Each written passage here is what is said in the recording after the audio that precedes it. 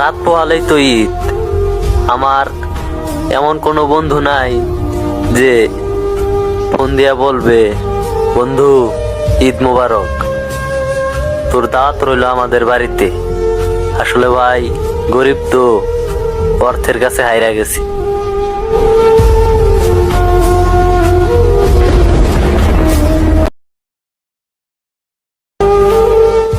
রাত পোহালেই তো ঈদ।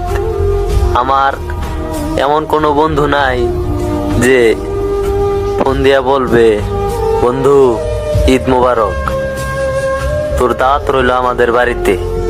আসলে ভাই গরিব তো, অর্থের কাছে হাইরা গেছি।